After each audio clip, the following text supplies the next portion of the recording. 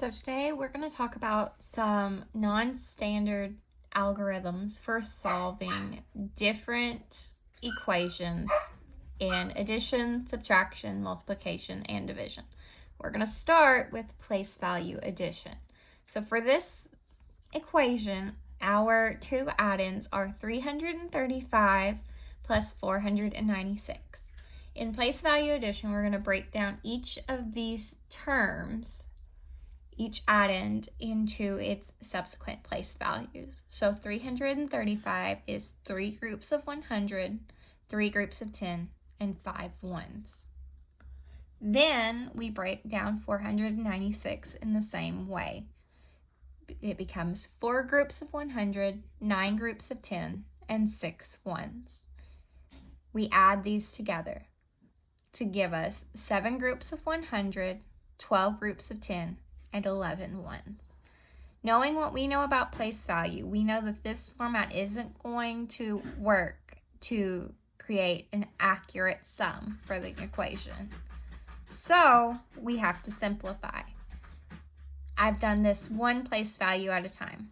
I first moved the group of 10 out of the ones place, giving us 7 groups of 100, 13 groups of 10, and 1. Then I've moved the additional tens into the hundreds place, giving us 8 groups of 100, 3 groups of 10, and 1, giving us a total sum of 831. Next, we're going to move on and we're going to work on equal addend subtraction.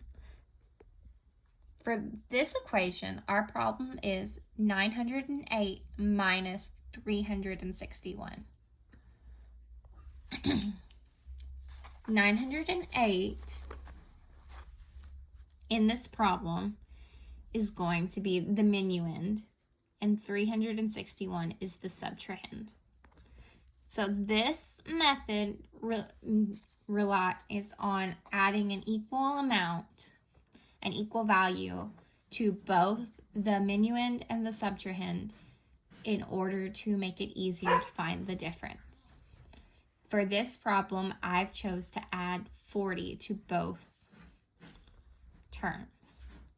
When we add 40 to 908, we get 948. When we add 40 to 361, we get 401.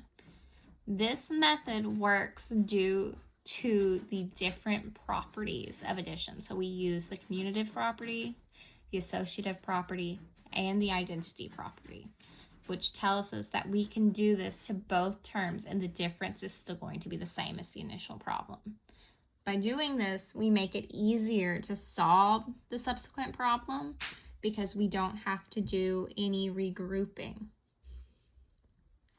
So our new problem becomes 948 minus 401. 948 is our new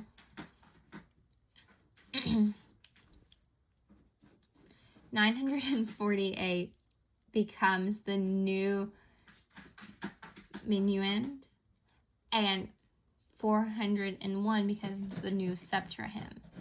We don't have to do any regrouping to subtract, so we can subtract straight down. 8 minus 1 is 7, 4 minus 0 is 4, and 9 minus 4 is 5 to get a difference of 547.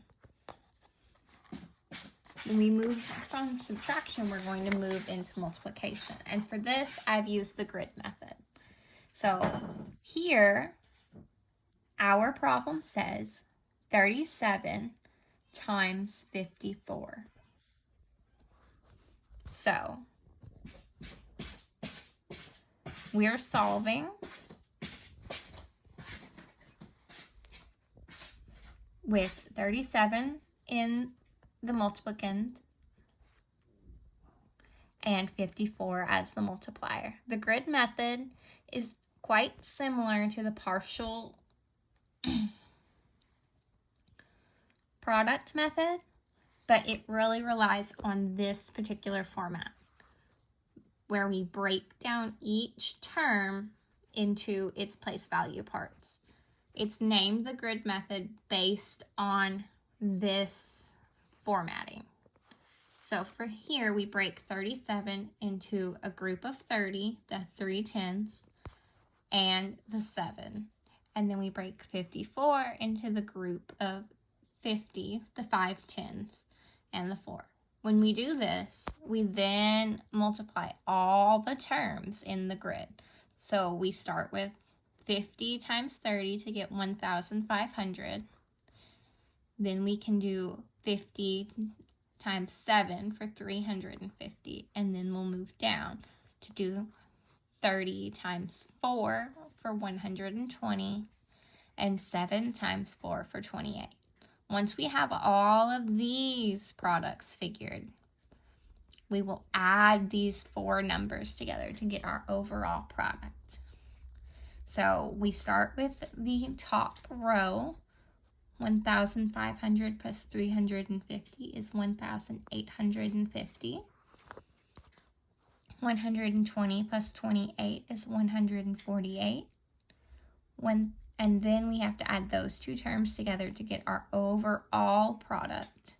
So we do 1,850 plus 148 equals 1,998. Finally, we're going to look at partial quotient division.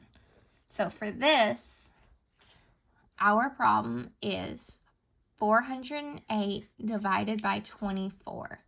408 is our dividend, and 24 is our divisor.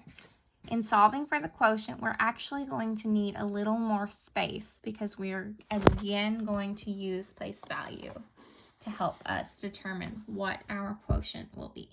So here we start by thinking about how many hundreds of 24s will go into 408. This problem doesn't have hundreds, so we're going to go ahead and move on to how many groups of 10 24s will go into 408. We end up only being able to put one group of 10 24s. So we'll go ahead and subtract that quotient of 240 from the initial 408, which leaves us 168.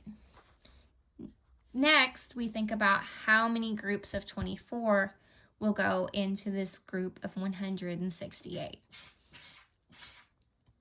This isn't quite as upfront for this particular equation, but I've already done the calculation, and as you can see, 24 goes into 168 7 times. Anything left after this would be the amount left over. For this problem, we won't have anything left over that would need to be broken down in a fractional or decimal form.